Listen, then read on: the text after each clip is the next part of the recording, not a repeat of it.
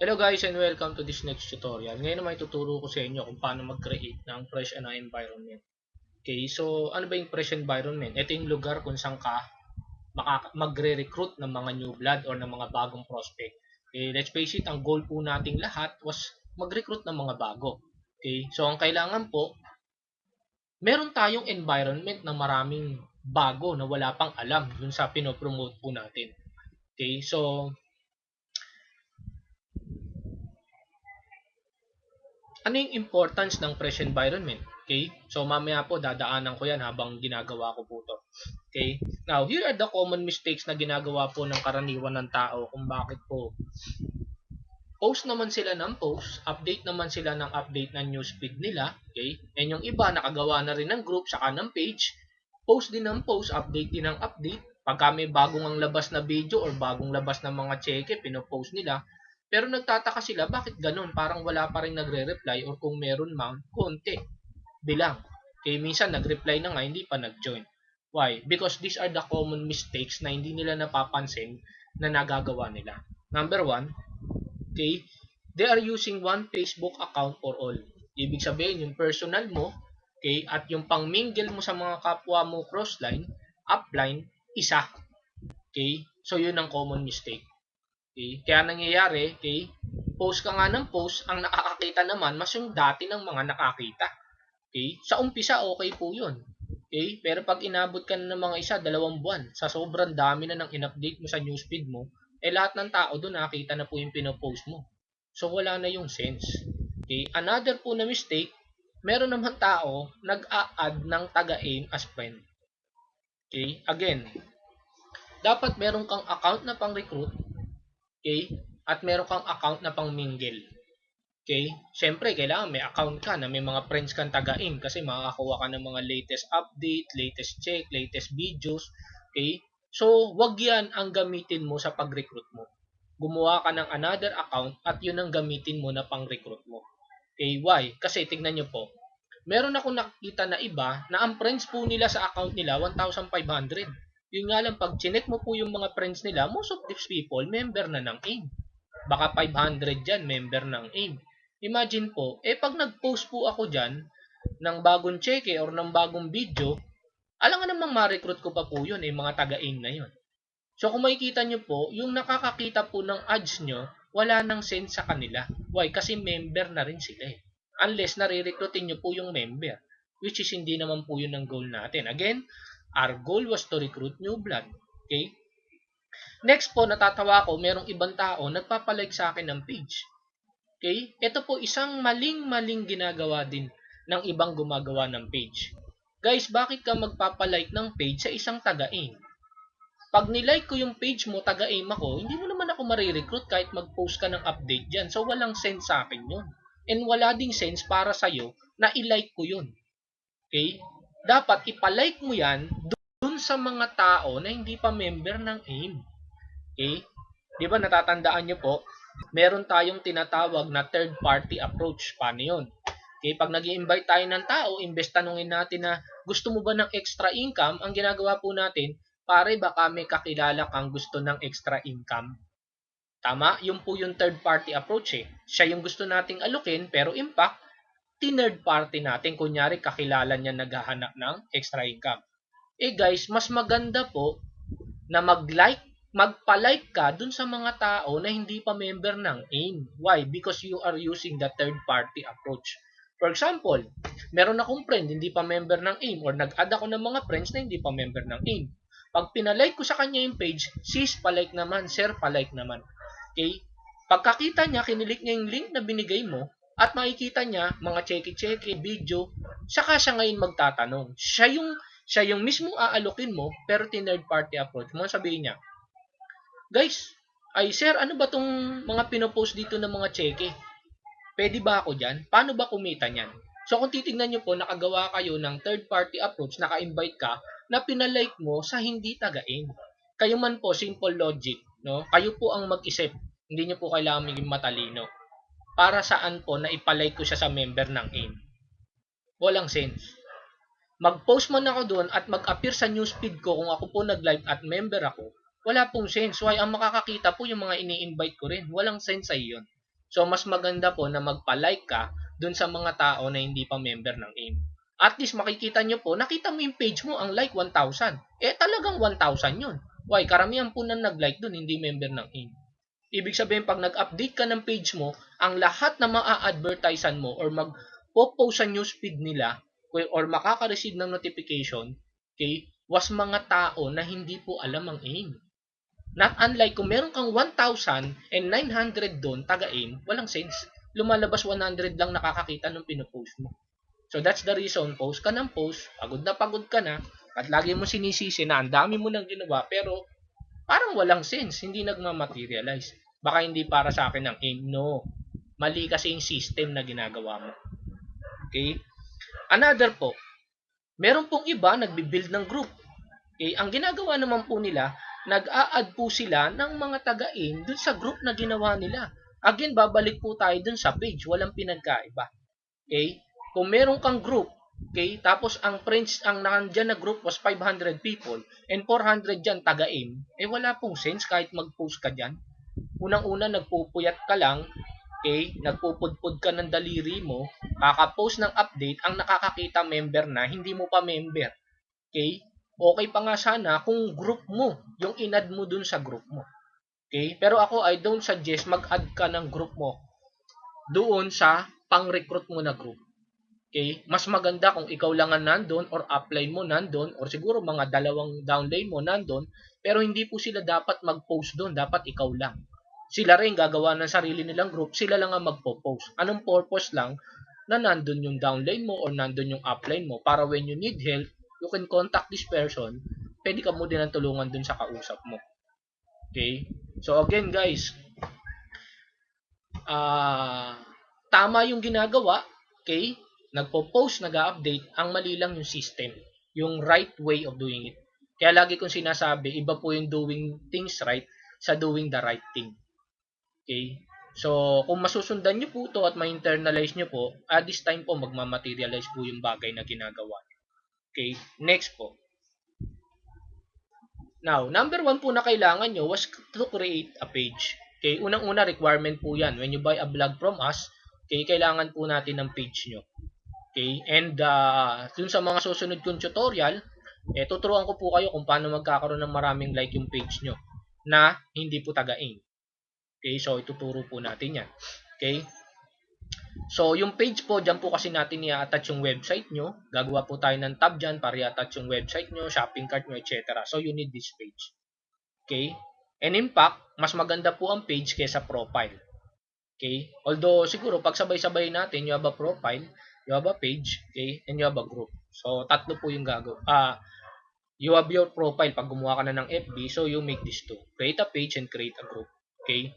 Number 3 po na gagawin natin, okay, was to create, by the way, when you create a group, the best po na gawin nyo po, nasa sa inyo po, no? Don't make it open. Okay? I suggest you make it either close or secret. Okay? Pag open po, kahit sino pwede mag-join. Okay? Pag close naman, okay, ikaw po, okay, ang magdi-decide kung pwede sila mag-join or hindi. Okay? So, meron naman po, secret. Ibig sabihin ng secret, hindi po siya masa-search. Ibig sabihin, kung sino lang po yung member na ang pwedeng makakita. Second, ikaw lang po pwede mag-add at sila lang din po pwede mag-add yung member na hindi po siya masa-search. Ako, mas gusto ko po yung hindi nasa-search. Okay? Why? Para po talagang environment siya, nasa group sa'yo lang. Okay? Unang-una, hindi na siya masa-search ng ibang taga-AIM. Okay? And again, doon sa mga taong hindi nakakaalam nitong bidyong dinidiscuss ko sa inyo, sila kasi ang gagawin nila, magjo-join din sila doon. Ayaw mo silang mag-join doon. Because nonsense pa po, kung siya magjo-join doon at magpo-post siya. Imagine niyo po yung fresh environment na ginawa nyo, nag-add kayo ng ibang taga-AIM para siya mag-recruit siya doon. Ikaw nagpakahirap na mag-ipon ng tao, pero iba nagre-recruit. Okay? So, nasa sa inyo po yan. Ako, I suggest, you make it secret or close. Okay? Wag na po kayong mag-add ng kahit sinong taga-AIM. Ang i-add mo lang, upline mo. Or siguro 2 of your leaders na pwede mong i-add para makapag-practice na lang sila doon with your support. Okay? Number 3 po, you create 3 to 5 dummy Facebook account. Okay? Now, a lot of people, iba nagtatanong sa akin, sir, ba't kailangan ko pang gumawa ng tatlong dami account pa or 5 dami account. Ganito po yan, no? You don't need to create at once 5 agad or 3 agad. No, siguro gumawa ka ngayon, next week gawa ka uli, next week gawa ka uli, or mas maganda kung every 2 days, okay, mai-set up mo kaagad yung 3 to 5 dami Facebook account mo. Okay? Why? Okay, ganito po. Okay? A lot of people po ang ginagawa nila, yung main account nila na pang-recruit nila, yan ang pinang-a-add nila ng pinang-a-add ng friend. So, in the long run, na-block ka. In the long run, na-block na totally yung Facebook mo. Okay, so sa takot mo naman na hindi ka ma-block, hindi ka naman nag-a-add ng friends or limitado yung pag-add mo ng friends. Eh, ang tanong diyan, kailan ka pakikita kung konti ang prospect mo? So, the point is, that's the reason you have to create 3 to 5 dami accounts. Why? Ito pong mga dami account na to ang mag-a-add ng friends. What if ma-block yan? Okay lang, kasi ituturo ko po sa inyo yung workaround. Okay? Kung paano po yan, isa, hindi ma-block. Second, makip po natin yung mga tao na na-add po nun bago siya ma-block. Okay? Now, why create too many Facebook account? Okay? Number 1 po, because you need to engage with a lot of people. Okay? Imagine, dito po, sponsor like crazy. Tama? Yan ang usual na word sa network marketing. You sponsor like crazy. Okay? Yun nga lang, kung 10 tao everyday kausap mo, hindi ka makaka-recruit ng marami because it's always these 10 people. So, mas marami kang taong makausap everyday or mas maraming taong makakita ng mga pinopost mo na advertisement everyday, mas malaki yung potential makarecruit ka ng bago. Ganun kasimple. Okay? Network marketing is a numbers game. Tama po ba? Okay? So, mas maraming tao, mas malaki ang possibility na maka-invite ka ng tao. Okay? So, that's the reason you need to create more Facebook account. Okay? Lalo na po, usually on the offline, not on the online, ang ginagawa po natin was, gilista natin lahat ng prospect list natin. What if naubos na? Then that's the time nagpa-flyer tayo. Actually, it's the same sa online. Kung meron kang prospect list galing sa Facebook mo at naubos yan, okay, so what would you do? You would add friends. Ang magiging challenge mo lang, pag ginamit mo yung account mo, adding friends, okay, mabablock ka. Okay, so mas malaki po yung tendency mablock ka. So you use a dummy account. Ito ang mag-add ng friends.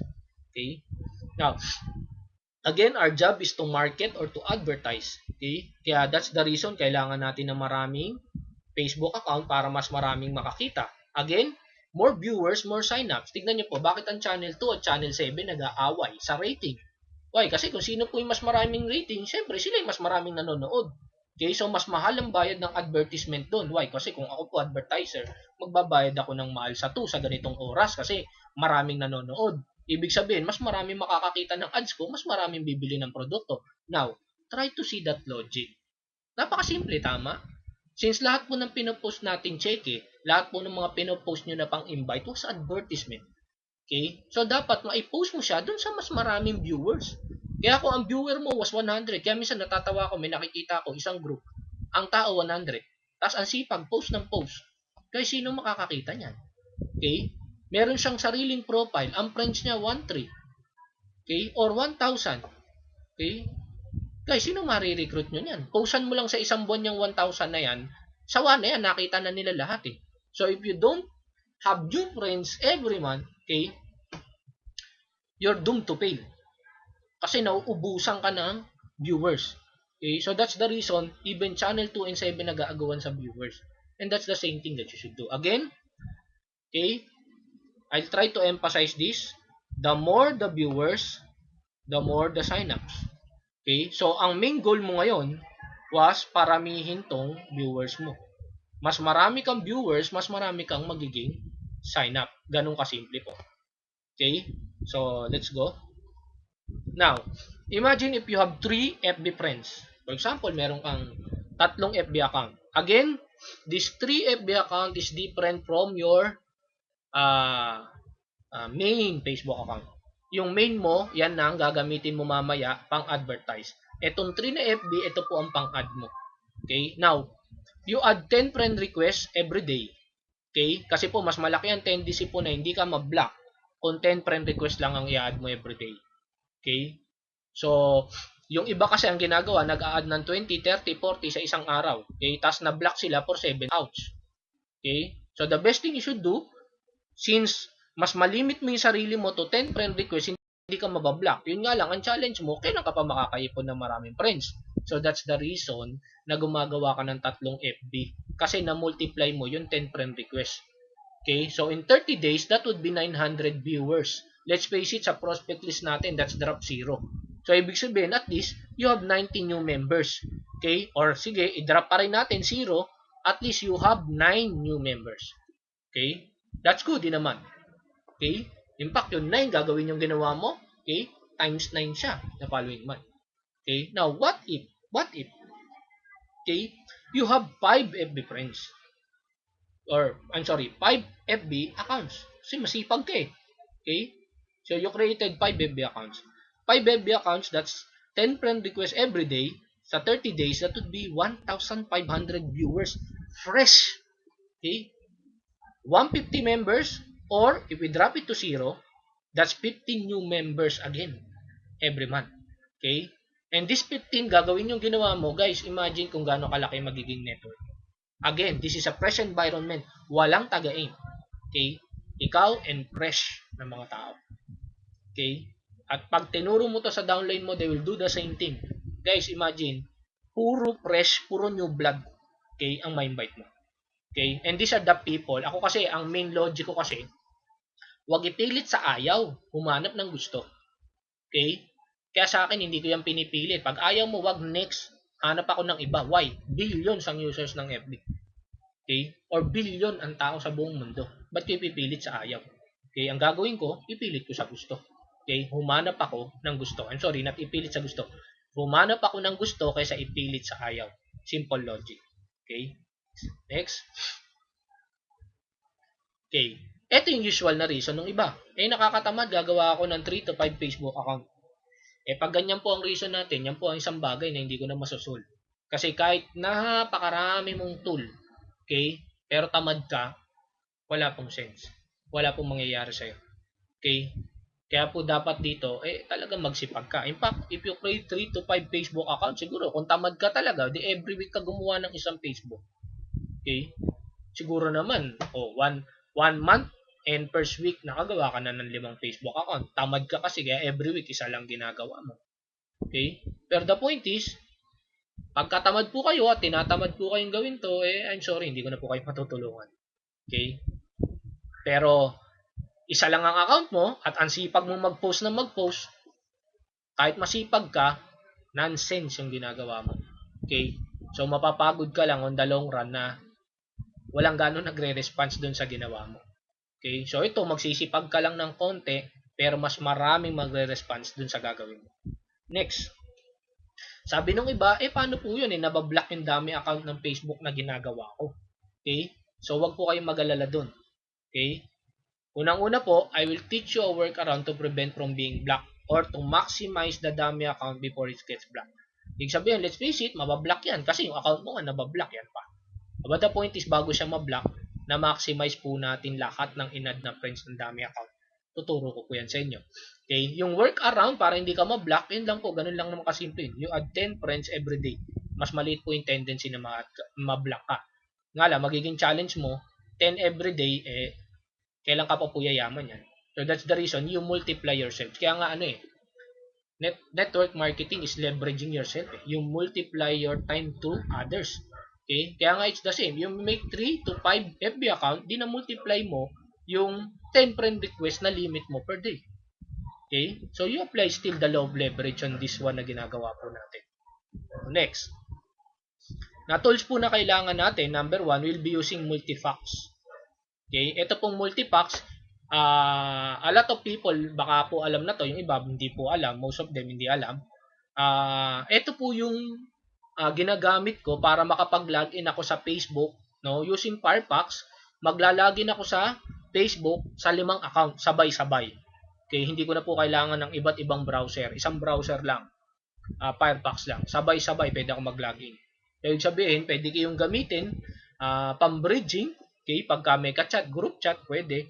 Pwede ko yung gamitin. Mostly dito, ginagamit ko pang-add ng friends. Okay. Now, another was auto-add all friends to group. Okay. So, ito naman po, ito pong script na to,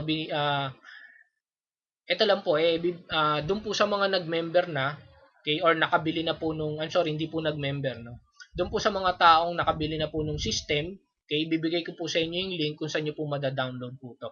Okay, so para magamit nyo po doon sa binubuo nyo pong Press environment. Okay, so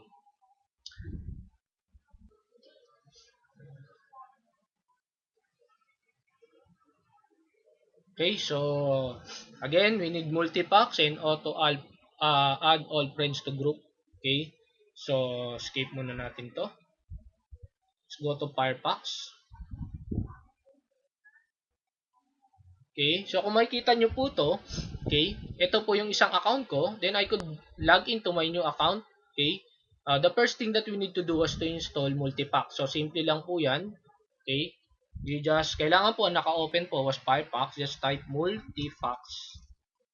Okay, or Firefox. Type nyo lang po yan sa Google. Again, dapat po naka-open yung inyong Firefox. Ayan. So, just click this one.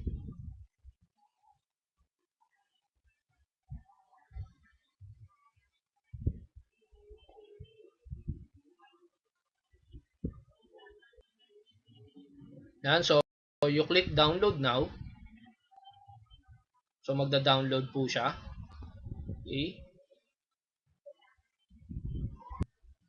So, after po nyan, tatanungin kayo if you want to install. So, just click install.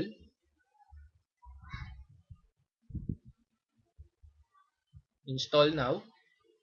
Okay. So, ayan. So, makikita nyo po, multipack has been installed successfully. So, okay na po siya. Okay. So, kapag na-install na po yan, this is what you do. Okay. Kung makikita nyo po, magkakaroon na po dito ng new private window. Okay, ibig sabihin, ito po, i-click nyo. Okay, so when you click that, mag-o-open po yan ng bagong browser. Still Firefox. Okay, type Facebook. Okay. So, ibig sabihin po, pwede na kayong mag-login ng panibagong Facebook account. Okay.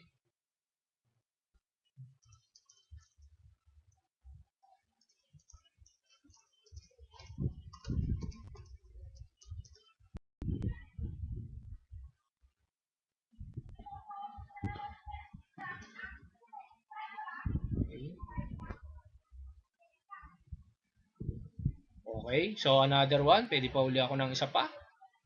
New private window. Okay. So, kung 5 po yung account nyo, pwede nyo pong i-open yan sabay-sabay. Okay, so pwede mong gamitin yan pang group chat para pagtulong-tulungan yung isa taong kausap nyo. Okay, kasi sabay-sabay na silang open. Okay.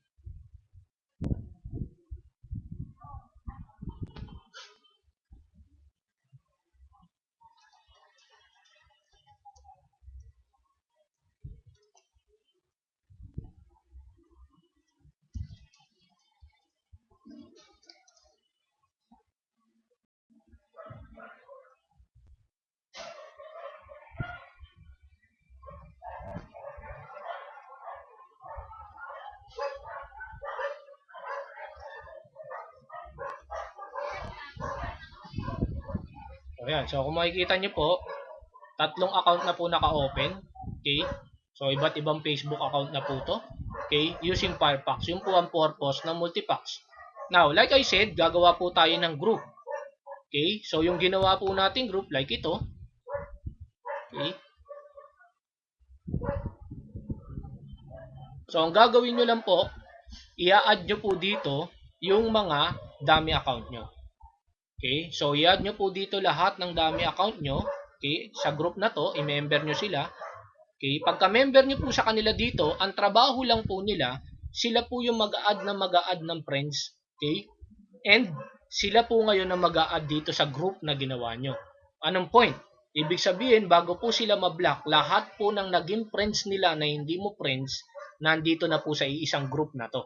Ang magiging trabaho po ng main account, siya po ang magpo-post ng update dito sa group na to. Lahat ng cheque, lahat po ng video na bago, na galing po sa vlog mo, yun ang gagamitin mo na pang post dito. Mamaya po ituturo ko. So, ang mangyayari, ibig sabihin, eto pong friends na to from 2 members, dadami to ng dadami kasi 5 or 3 yung Facebook account na dami mo na nag-a-add ng friends dito. Ibig sabihin, simple, meron kang 5 tao na nagdadala ng tao sa'yo. Okay? Which is, ikaw din yun.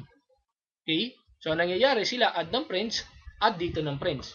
Ikaw naman, ang trabaho mo, ikaw lang po yung magpo-post dito. Galing sa vlog mo, ituturo ko po, bakit napakaganda nung meron kang vlog kasi it will make your life easier. Mamaya po ipapakita ko yun. Okay? So, dadami po yung friends nito or yung group member nitong group na to. Pero ang kagandahan nito, this time it's raw. Okay? Wala pong member ng taga-aim. So, wag ka na mag-add ng member ng taga-aim dyan. Okay? Now, what's my next tutorial? Because on the next tutorial, ituturo ko naman, okay, dito sa next tutorial, ituturo ko kung paano mamili ng friends, okay, paano mag-add ng friends ng tama, okay, paano mag-post easier using your blog. Okay, so what's my next tutorial? And sana po ito, internalize nyo po ito ng paulit-ulit, okay, para po ang mangyari po kasi once na internalize nyo na po, maging habit nyo na and pwede nyo rin ituro sa mga downline nyo. With this, I tell you, okay, mas marami po kayong makukuha na new blood. Okay? So, watch my next tutorial kung paano po gagawin the correct way again, okay, on doing some small things sa Facebook na hindi po natin nagagawa ng tama. Okay? With that, I end this tutorial. See you on the next tutorial.